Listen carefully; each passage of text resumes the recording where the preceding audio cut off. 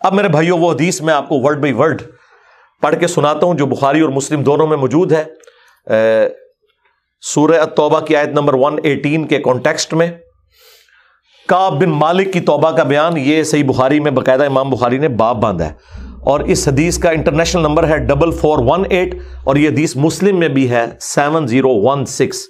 Word by word میں یہ حدیث بیان کروں گا کیونکہ اس کی رکت اسی میں ہے کہ میں اسے لفظ با لفظ بیان کروں. آپ اس تکلیف کا احساس کریں جس سے کعب بن مالک گزرے اور پھر الٹیمیٹلی ان کی توبہ قبول ہوئی, اور ایسی توبہ قبول ہوئی کہ قیامت تک قرآن میں ان کی توبہ کا ذکر ہے کہ اللہ نے قبول کی, اور اس کی وجہ سے اس سورت کا نام سورہ توبہ ہے جب وہ غزوہ تبوک سے پیچھے رہ گئے. یہ ان کا بیٹا ہے عبداللہ, وہ اس حدیث کو بیان کرتا ہے. امام بخاری نے چند واسطوں سے ان کے بیٹے سے یہ حدیث لی ہے. وہ عبداللہ اور اس بیٹے کا ذکر امام بخاری نے کیا کہ جب کعب رضی اللہ تعالیٰ عنہ نابینا ہو گئے تو ان کے بیٹوں میں سے عبداللہ ہی تھا جو ان کو راستے میں پکڑ کر چلایا کرتا تھا, مسجد تک لے جاتا تھا. وہ عبداللہ بیان کرتا ہے کہ میں نے اپنے والد کعب بن مالک سے ان کے غزوہ تبوک میں شریک نہ ہو سکنے کا واقعہ سنا, تو انہوں نے بتایا کہ غزوہ تبوک کے سوا اور کسی غزوہ میں ایسا نہیں ہوا تھا کہ میں رسول اللہ کے ساتھ شریک نہ ہوا ہوں. البتہ غزوہ بدر میں بھی میں شریک نہ ہو سکا, لیکن جو لوگ غزوہ بدر میں شریک نہیں ہو سکے ان کے متعلق آپ صلی اللہ علیہ وآلہ وسلم نے کسی قسم کی ناراضگی کا اظہار نہیں فرمایا تھا, کیونکہ وہ آپشنل تھا. وہ اب ذکر بھی آ رہا ہے کیونکہ آپ صلی اللہ علیہ وآلہ وسلم اس موقع پر صرف قریش کے قافلے کی تلاش میں نکلے تھے, لیکن راستے میں اللہ تعالیٰ کے حکم سے کسی پہلی تیاری کے باوجود اللہ تعالیٰ نے ان کو دشمنوں کے ساتھ ٹکروا دیا. وہ معجزانہ طور پہ ہوا تھا کیونکہ وہ بدر کے لیے نکلے, ورنہ تو یہ بھی ساتھ شامل ہوتے. میں لیلہ عقبہ میں رسول اللہ کی خدمت میں حاضر ہوا تھا, یعنی وہ مدینہ کے لیے جو ہجرت کے لیے جن چند ساتھیوں نے انصار مدینہ نے راہ ہموار کی تھی ان میں یہ شامل تھے, جو نبی الاسلام کی زندگی کا ایک ٹرننگ پوائنٹ تھا, ایک الٹرنیٹو بیس مل گیا. تو کہتے ہیں میں اس رات موجود تھا. یہ وہی رات ہے جس میں ہم نے مکہ میں اسلام کے لیے عہد کیا تھا, اور مجھے تو یہ غزوہ بدر سے بھی زیادہ عزیز ہے. اوئے خائے خائے. اگرچہ بدر کا لوگوں کی زبانوں پر چرچا زیادہ ہے, میرا واقعہ یہ ہے کہ میں اپنی زندگی میں کبھی اتنا قوی اور اتنا صاحب مال نہیں ہوا تھا جتنا غزوہ تبوک کے موقع پر, جبکہ میں آپ صلی اللہ علیہ وآلہ وسلم کے ساتھ تبوک کے غزوے میں شریک نہ ہو سکا. خدا کی قسم اس سے پہلے کبھی میرے پاس 2 اونٹ بھی جمع نہیں ہوئے تھے, لیکن اس موقع پر میرے پاس 2 اونٹ تھے. آپ صلی اللہ علیہ وآلہ وسلم جب کسی غزوے کے لیے تشریف لے جاتے تو آپ ذو معنی الفاظ استعمال کیا کرتے تھے, یعنی کوڈ ورڈز جن کے 2 معنی بنتے ہیں. وہ بخاری مسلم میں آیا کہ نبی علیہ السلام کہتے تھے کل ہم مشرق کی طرف جائیں گے, اور صحابہ کہتے ہیں ہم سمجھتے تھے کہ ہم نے مغرب کی طرف جانا ہے تاکہ جو منافقین ہیں وہ ہماری خبر لیک نہ کر سکیں. لیکن غزوہ تبوک وہ موقع تھا کہ گرمی بڑی سخت تھی, سفر بہت لمبا تھا, ریگستانی سفر تھا, اور دشمن کی فوج بھی کثرت سے تھی. رومن امپائر 700 کلومیٹر ریگستانی سفر, تمام مشکلات سامنے تھیں. اس لیے آپ صلی اللہ علیہ وآلہ وسلم نے مسلمانوں سے اس غزوے کے متعلق بہت تفصیل کے ساتھ بتا دیا تھا. یعنی یہ ظاہر ایک مشکل وقت تھا تو حضور نے کھول کے بیان کیا کہ بھائی ادھر ہی جا رہے ہیں.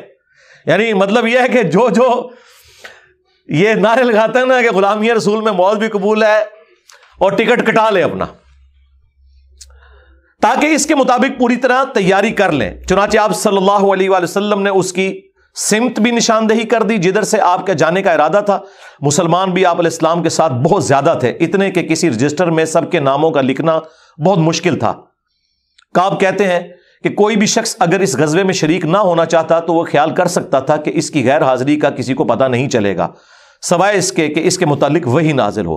تو حضرت کعب کا کیا عقیدہ تھا کہ نبی علیہ السلام ان کے صحابہ کے پاس علم غیب نہیں تھا جب تک کہ اللہ تعالیٰ وحی کے ذریعے نہ بتا دے. تو باپ شاہی کوئی نہیں, ہاں ایسے میں بولا کہ نہ بولا, میرے نبی سا ہے ہی کوئی نہیں, تیرے باپ شاہی کوئی نہیں. اور یہ عقیدہ صحابہ کا کہ علم غیب یہ ہے کہ اللہ بتائے. آپ صلی اللہ علیہ وآلہ وسلم جب اس غزوے کے لیے تشریف لے جا رہے تھے تو پھل پکنے کا زمانہ تھا اور سایہ میں بیٹھ کر لوگ آرام کرتے تھے. اچھا دیکھیں اللہ کی آزمائش کہ پھل پک کے تیار ہو جائے تو آپ نے ٹائملی اتارنا ہے, اگر آپ نے نہیں اتارا تو وہ تو آپ کی پورے سال کی اکانومی اس سے وابستہ ہے. اللہ نے عین اس ٹائم پہ آزما لیا کہ ٹھیک ہے اب تم نبی کے ساتھ جاؤ. اب بعد میں بھی بھوک نظر آ رہی ہے. کہتے ہیں لوگ بیٹھ کے نہ چوراہوں پہ یہی باتیں کرتے تھے. آپ صلی اللہ علیہ وآلہ وسلم بھی تیاریوں میں مصروف تھے اور آپ کے ساتھ مسلمان بھی، لیکن میں روزانہ سوچا کرتا تھا کہ کل سے میں بھی تیاری کروں گا. وہی جو آج کہتے ہیں جی کل تو انشاءاللہ داڑھی بھی رکھ لینی ہے، بس میرے بچیوں کے ہاتھ پیلے ہو جائیں تو میں تو مسجد میں بیٹھا رہوں گا. یہ وہی چیز ہے، یہ ہر انسان پہ اسے طول عمل کہتے ہیں، لمبی امیدیں لگانا. میں روزانہ اسے ٹالتا رہا. مجھے اس کا یقین تھا کہ میں تیاری کر لوں گا، مجھے آسانیاں میسر تھی. یوں ہی وقت گزرتا رہا اور آخر لوگوں نے اپنی تیاریاں بھی مکمل کر لی اور آپ صلی اللہ علیہ وآلہ وسلم مسلمانوں کو ساتھ لے کر روانہ بھی ہو گئے. اس وقت تک میں نے کوئی تیاری نہیں کی تھی. اس موقع پر میں نے اپنے دل کو یہی سمجھایا کل یا پرسوں تک تیاری کر لوں گا، پھر لشکر سے تیزی سے جا کر مل جاؤں گا. کوچ کے بعد دوسرے دن بھی میں نے تیاری کے لیے سوچا لیکن کچھ نہ ہو سکی. پھر تیسرے دن سوچا اور اس دن بھی کوئی تیاری نہ ہو سکی اور یوں وقت گزرتا گیا اور اسلامی لشکر بہت آگے بڑھ گیا. غزوہ میں میرے شرکت کے لیے بات اب دور کی بات ہو گئی اور میں یہی ارادہ کرتا رہا کہ یہاں سے چل کر اب ان تک نہیں پہنچ سکوں گا. تھیندے تھیندے تھی گیا. کاش میں نے ایسا کر لیا ہوتا، لیکن یہ میرے نصیب میں نہیں تھا. اچھا، جرم ہو جانے کے بعد آپ یہ کہہ سکتے ہیں میری تقدیر میں یہ لکھا تھا، پہلے نہیں. ہاں، وہ تو پھر اللہ پہ آپ بہتان مان دیں گے نا کہ میں نماز اس لیے نہیں پڑھ رہا کہ اللہ نے میرا مقدر کیا ہے کہ میں اگلی نماز نہ پڑھوں. نہ، ہاں بعد میں آپ کہہ سکتے ہیں کہ میری تقدیر میں لکھا تھا کہ میں اتنا بدبخت ہوں کہ میں نماز چھوڑوں گا، اور وہ چھوڑوں گا اپنی مرضی سے. اللہ نے تو اپنے علم سے فورسی کیا ہے. آپ صلی اللہ علیہ وآلہ وسلم کے تشریف لے جانے کے بعد جب میں باہر نکلتا تو مجھے بڑا دکھ ہوتا، کیونکہ یا تو وہ لوگ نظر آتے تھے جن کے چہروں سے نفاق ٹپکتا تھا. ہاں، اب پیچھے رہنے والے تو وہ تھے جو ہے ہی منافقین تھے شکلوں سے، ٹھیک ہے، یا پھر وہ لوگ تھے جنہیں اللہ نے معذور اور ضعیف قرار دے کر معاف کر دیا تھا. وہ سورہ التوبہ میں 92 نمبر آیت میں گزرا ہے نا کہ وہ لوگ پھر رسول اللہ سے اس حال میں واپس ہوتے ہیں کہ ان کی آنکھیں آنسوؤں سے تر ہوتی ہیں کہ نہ حضور انہیں کوئی سواری دے سکتے ہیں، غریب لوگ ہیں. اور وہ لوگ بھی جو مریض ہیں ان کو اللہ تعالیٰ نے اس حوالے سے چھٹکارا دے دیا. آپ صلی اللہ علیہ وآلہ وسلم نے میرے بارے میں کسی سے کچھ نہیں پوچھا، لیکن جب آپ تبوک پر پہنچے تو وہیں ایک مجلس میں آپ نے دریافت کیا کہ کعب نے کیا کیا. آپ نظروں میں تو تھا نا جی، خاص بندے جو ہوتے ہیں وہ نظروں میں تو ہوتے ہیں. یعنی یہ تو ایکسپیکٹ ہی نہیں نہ کیا جا سکتا کہ مین ٹیم ممبر پیچھے رہ جائے. تو اس سے اندازہ لگائے کہ حضرت کعب بن مالک کو چھوٹے بندے نہیں تھے. بنو سلمہ کے ایک صاحب نے کہا یا رسول اللہ اس کے غرور نے اسے آنے نہیں دیا. اس پر حضرت معاذ ابن جبل بولے تم نے بری بات کہی. یا رسول اللہ خدا کی قسم ہمیں ان کے متعلق خیر کے سوا اور کچھ معلوم نہیں. تو نبی علیہ السلام نے اس کے جواب میں کچھ نہیں فرمایا. دیکھیں انہوں نے پوری رپورٹ لی ہے پیچھے سے کہ کیا کچھ ہوتا رہا وہاں. اب حضور نے کوئی ورڈنگ دی، ظاہر ہے نبی علیہ السلام کو بھی غصہ تھا. کعب بن مالک رضی اللہ تعالیٰ نے بیان کیا کہ جب مجھے معلوم ہوا کہ نبی علیہ السلام واپس تشریف لا رہے ہیں تو اب مجھ پر فکر سوار ہونے لگی اور میرا ذہن کوئی ایسا جھوٹا بہانہ تلاش کرنے لگا جس سے میں کل حضرت کی ناراضگی سے بچ سکوں. دیکھیں وہ بھی عام انسان تھے، اتنے اولو العزم صحابہ، لیکن ظاہر نفس تو ہر بندے کے ساتھ لگا ہے. وہ بھی سوچ رہے ہیں کہ یار چلو میں بہانہ کر لوں گا، کوئی مجبوری تھی. اوئے ہوئے ہوئے ہوئے. اپنے گھر کے ہر عقل مند آدمی سے اس کے متعلق میں نے مشورہ بھی کی، لیکن جب مجھے معلوم ہوا کہ نبی علیہ السلام مدینے سے بالکل قریب آ چکے ہیں تو غلط خیالات میرے ذہن سے بالکل نکل گئے اور مجھے یقین ہو گیا کہ اس معاملے میں جھوٹ بول کر اپنے آپ کو کسی طرح محفوظ نہیں کر سکتا. چنانچہ میں نے سچی بات کہنے کا پختہ ارادہ کر لیا. صبح کے وقت حضرت جب تشریف لائے تو آپ صلی اللہ علیہ وآلہ وسلم جب کسی سفر سے واپس آتے تھے تو آپ کی یہ مبارک عادت تھی کہ پہلے مسجد میں تشریف لے جا کر 2 رکعت نوافل پڑھتے، پھر لوگوں کے ساتھ مجلس میں بیٹھتے. جب آپ اس عمل سے فارغ ہو چکے تو آپ کی خدمت میں لوگ آنے لگے جو غزوہ میں شریک نہیں ہوئے تھے اور قسم کھا کھا کر اپنے عذر بیان کرنے لگے، اور ایسے لوگوں کی تعداد 80 کے قریب تھی. یعنی 80 لوگ ایسے تھے جو جھوٹے بہانے لگا رہے تھے. آپ صلی اللہ علیہ وآلہ وسلم نے ان کے ظاہر کو قبول فرما لیا اور ان سے دوبارہ سے عہد بھی لے لیا، ان کے لیے دعائے مغفرت بھی کی. دیکھو جی، آپ لوگ تو کہتے ہیں کوئی بزرگ دعا کر دے، حضور نے بھی دعائے مغفرت کر دی ہے، لیکن اللہ نے کراس پھیر دیا ہے. ہاں یہ ذہن میں رکھیں. آپ نے بہانہ بھی قبول کر لیا، دوبارہ سے بیعت بھی کر لی، چلو تجدید عہد بھی ہو گیا جی. اگر بیعت ٹوٹ گئی تو دوبارہ ہو گئی، اور دعا بھی کر دی اور ان کے باطن کو اللہ کے سپرد کر دیا. کیا بات ہے جی. یہ میرے نبی کا ہی جگر ہے جی، شکلوں سے بھی پہچان لیا ہے، صحابہ اگر پہچان ہے کا باطن کا معاملہ اللہ جانے، اس کے بندے جانے۔ اس کے بعد میں حاضر ہوا، میں نے سلام کیا تو آپ علیہ السلام مسکرائے، آپ کی مسکراہٹ میں ناراضگی تھی۔ آپ نے فرمایا آؤ، میں چند قدم چل کر آپ کے سامنے بیٹھ گیا۔ آپ نے مجھ سے دریافت کیا کہ تم غزوہ میں کیوں شریک نہیں ہوئے، کیا تم نے کوئی سواری نہیں خریدی تھی؟ میں نے عرض کیا میرے پاس سواری موجود تھی، اللہ کی قسم اگر میں آپ کے سوا کسی دنیا دار شخص کے سامنے آج بیٹھا ہوتا تو کوئی نہ کوئی بہانہ کر لیتا اور اس کی ناراضگی سے بچ جاتا۔ مجھے خوبصورتی کے ساتھ گفتگو کا سلیقہ بھی معلوم ہے، لیکن اللہ کی قسم مجھے یقین ہے کہ اگر آج میں آپ کے سامنے کوئی جھوٹا بہانہ کر بھی دوں اور آپ راضی بھی ہو جائیں تو بہت جلد اللہ تعالیٰ آپ کو مجھ سے ناراض کر دے گا، کیونکہ میں بظاہر تو بہانہ کروں گا لیکن اللہ تو وہی کے ذریعے آپ کو بتا دے گا یہ جھوٹ بول رہا ہے۔ اس کی بجائے اگر میں آپ سے سچی بات کروں تو یقیناً آپ کو میری طرف سے ناراضگی تو ہوگی، لیکن اللہ سے مجھے امید ہے کہ وہ مجھے معاف کر دے گا۔ خدا کی قسم مجھے کوئی عذر نہیں تھا، اللہ کی قسم اس وقت سے پہلے میں کبھی اتنا آسودہ حال نہیں تھا، اور پھر بھی میں آپ کے ساتھ شریک نہ ہو سکا۔ نبی علیہ السلام نے فرمایا کہ اس نے سچی بات بتا دی، اچھا اب جاؤ یہاں تک کہ اللہ تمہارے بارے میں خود ہی کوئی فیصلہ کرے۔ میں اٹھ گیا اور میرے پیچھے بنو سلمہ کے کچھ لوگ بھی دوڑے آئے اور مجھ سے کہنے لگے اللہ کی قسم ہمیں تمہارے متعلق یہ معلوم نہیں تھا کہ اس سے پہلے تم نے کوئی گناہ کیا ہو، تم نے تو بڑی غلطی کی۔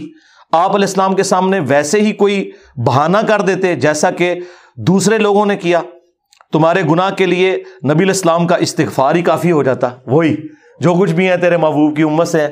لیکن سرکار یہ کعب بن مالک تھے، ان کو پتا تھا، اور مشورہ دینے والے بھی صاحب ہیں، دیکھو کیا مشورہ دے رہے ہیں کہ کوئی بہانہ کر لینا سی، حضور نے دعا کرنی سی۔ مینٹالٹی اس زمانے میں بھی اس طرح ہی تھی، یہ نہ سمجھیں آج کے لوگ ہی کہتے ہیں، اس زمانے میں بھی ڈھیلے مسلمان تو تھے، تو حضور نے تیرے لیے دعا کر دینی تھی، تو تو نے تو یہ کام۔ اللہ کی قسم ان لوگوں نے مجھے اتنی ملامت کی کہ مجھے خیال آیا کہ واپس جا کر کوئی جھوٹا بہانہ کر ہی آؤں۔ اندازہ کرو ایڈا انہوں نے جناب انہوں نے کیتا کہ چلو ٹھیک ہے میں ان جا کے بہانہ کر لوں۔ پھر میں نے ان سے پوچھا کیا میرے علاوہ کسی اور نے بھی کوئی ایسا عذر بیان کیا ہے؟ تو انہوں نے بتایا کہ ہاں 2 حضرات اور ہیں جنہوں نے معذرت کی جس طرح تم نے کی، اور انہیں بھی وہی جواب ملا جو تمہیں ملا۔ میں نے پوچھا وہ کون ہے؟ تو انہوں نے بتایا کہ مرارہ بن ربیع اور ہلال بن امیہ رضی اللہ عنہما۔ ان 2 ایسے صحابہ کا نام انہوں نے لے دیا جو صالح تھے اور اصحاب بدر بھی تھے، ان کا طرز عمل میرے لیے نمونہ بن گیا۔ انہوں نے کہا اگر یہ 2 بدری صحابی بھی ان کے ساتھ بھی یہی کچھ ہوا ہے نا تو میں اچھے لوگوں کی فہرست میں اب شامل ہو جاؤں، میں اب پکا رہوں۔ ان کا طرز عمل میرے لیے نمونہ بن گیا۔ چنانچہ انہوں نے جب ان بزرگوں کا نام لیا تو میں اپنے گھر چلا آیا۔ آپ علیہ السلام نے لوگوں کو ہم سے بات چیت کرنے سے ممانعت کر دی۔ لو جی سوشل بائیکاٹ ہو گیا۔ اللہ اکبر۔ بہت سے لوگ جو غزوے میں شریک نہیں ہوئے تھے ان میں سے صرف ہم 3 تھے، لوگ ہم سے الگ رہنے لگے اور سب لوگ بدل گئے۔ ایسا نظر آتا تھا کہ ہم سے ساری دنیا بدل گئی ہے، ہمارا اس سے کوئی واسطہ ہی نہیں۔ 50 دن تک ہم اسی حال میں رہے۔ میرے 2 ساتھیوں نے تو اپنے گھروں سے نکلنا ہی چھوڑ دیا، ہر وقت روتے رہتے تھے، لیکن میرے اندر ہمت تھی، میں باہر نکلتا تھا، مسلمانوں کے ساتھ نماز میں بھی شریک ہوتا تھا اور بازاروں میں بھی گھومتا تھا، لیکن کوئی شخص مجھ سے بولتا نہیں تھا۔ میں نبی علیہ السلام کی خدمت میں بھی حاضر ہوتا، آپ کو سلام بھی کرتا۔ جب آپ نماز کے بعد مجلس میں بیٹھتے تو میں اس کی جستجو میں لگا رہتا کہ دیکھوں سلام کا جواب دیتے ہیں یا نہیں، اور میری نظر حضور کے ہونٹوں کی طرف ہوتی کہ جواب میں ہلے یا نہیں۔ کنکھیوں سے دیکھتے رہتے آپ حضور جواب بھی نہیں دے رہے۔ پھر میں کوشش کرتا کہ آپ کے قریب ہی نماز پڑھوں، اور میں آپ کو کنکھیوں سے دیکھتا رہتا ایسے کر کے۔ جب میں اپنی نماز میں مشغول ہو جاتا تو رسول اللہ میری طرف دیکھتے، لیکن جو ہی میں آپ کی طرف دیکھتا تو آپ رخ انور پھیر لیتے۔ ظاہر ہے حضور کو بھی تو محبت تھی اپنے صحاب کے ساتھ، حضور دیکھتے تھے، وہ جب یعنی اپنی ناراضگی کا اظہار وہ اگر نماز میں بھی حضور کی طرف دیکھ رہے تو حضور چہرہ انور پھیر لیتے۔ تو میں ایک دن ابو قتادہ کے باغ کی دیوار پر چڑھ گیا، وہ میرے چچا زاد بھائی تھے اور مجھے ان سے بہت گہرا تعلق تھا۔ میں نے انہیں سلام کیا، لیکن اللہ کی قسم انہوں نے بھی میرے سلام کا جواب نہیں دیا۔ میں نے کہا ابو قتادہ تمہیں اللہ کی قسم کیا تم نہیں جانتے کہ اللہ اور اس کا رسول سے مجھے کتنی محبت ہے؟ انہوں نے کوئی جواب نہیں دیا. میں نے دوبارہ ان سے یہی سوال کیا, اللہ کی قسم دے کر پوچھا, لیکن وہ پھر بھی خاموش رہے. میں نے پھر اللہ کا واسطہ دے کر ان سے سوال کیا. اس مرتبہ انہوں نے صرف اتنا کہا, اللہ اور اس کا رسول زیادہ بہتر جانتے ہیں. دیکھیں جی اس بات کا جواب انہوں نے کہا, بھائی اللہ کے نبی نے منع کیا ہے, اب بائیکاٹ ہے تیرا. اللہ اکبر. اس پر میرے آنسو پھوٹ پڑے. میں واپس چلا آیا اور دیوار پر چڑھ کر نیچے باہر اترا. پھر وہ بیان کرتے ہیں کہ ایک دن مدینہ کے بازار میں جا رہا تھا کہ شام کا ایک کاشتکار جو کہ غلہ بیچنے مدینہ آیا تھا پوچھ رہا تھا کعب بن مالک کہاں رہتے ہیں. لوگوں نے میری طرف اشارہ کیا, وہ میرے پاس آیا اور غسان جو بادشاہ تھا رومن امپائر کا, اس کا ایک خط مجھے دیا. وہ جو اس کا ایک سمجھ لیں چھوٹی چھوٹی جو امپائر کے اندر بنی ہوئی تھی ان میں سے ایک کا وہ گورنر تھا. اس خط میں لکھا تھا کہ مجھے معلوم ہوا ہے کہ تمہارے صاحب یعنی رسول اللہ صلی اللہ علیہ وآلہ وسلم نے تمہارے ساتھ زیادتی کی ہے, نعوذ باللہ. اللہ نے تمہیں کوئی ذلیل ہونے کے لیے پیدا تو نہیں کیا کہ تمہارا حق ضائع کیا جائے. تم ہمارے پاس آ جاؤ, ہم تمہارے ساتھ بہتر سلوک کریں گے. یعنی دشمن کی فوج کے ہیڈ کی طرف سے خط آیا. جب میں نے یہ خط پڑھا تو میں نے کہا کہ ایک اور امتحان آ گیا. اچھا جی سرکار, ایک خط کسی اور کو لایا ہو کہ جی اے دیکھ لو یا رسول اللہ منو تے بڑی آفر جے.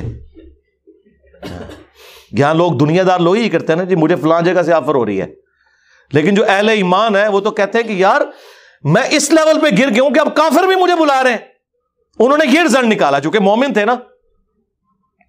میں نے اس خط کو تندور میں جلا دیا. ان 50 دنوں میں سے جب 40 دن گزر گئے تو نبی علیہ السلام کا ایلچی میرے پاس آیا اور اس نے کہا کہ رسول اللہ نے حکم دیا ہے کہ اپنی بیوی کے قریب نہ جاؤ. میں نے پوچھا میں اسے طلاق دے دوں یا پھر مجھے کیا کرنا ہے؟ تو انہوں نے کہا نہیں, طلاق نہیں دینی, صرف جدا ہو جاؤ.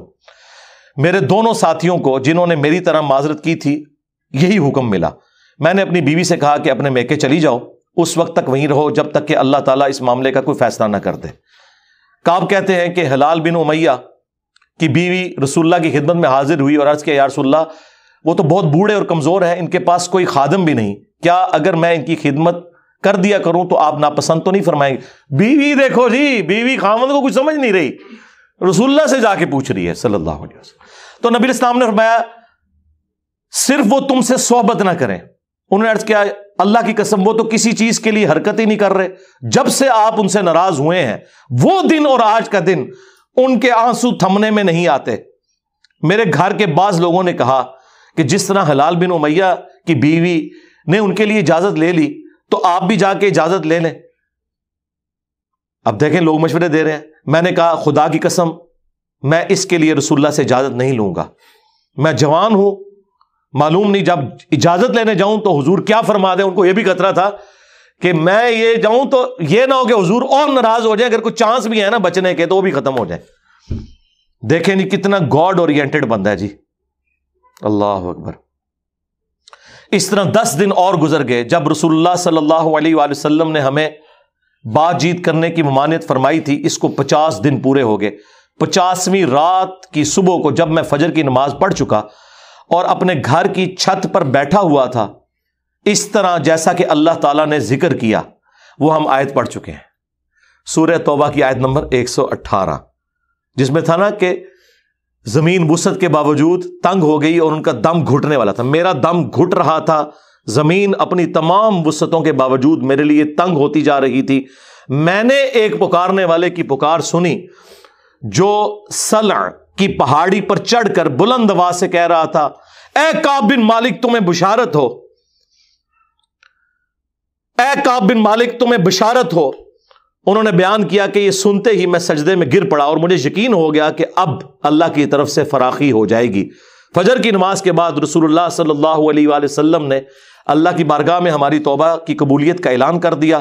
لوگ میرے پاس بشارت دینے کے لیے آنے لگے اور میرے 2 ساتھیوں کو بھی جا کر بشارت دی.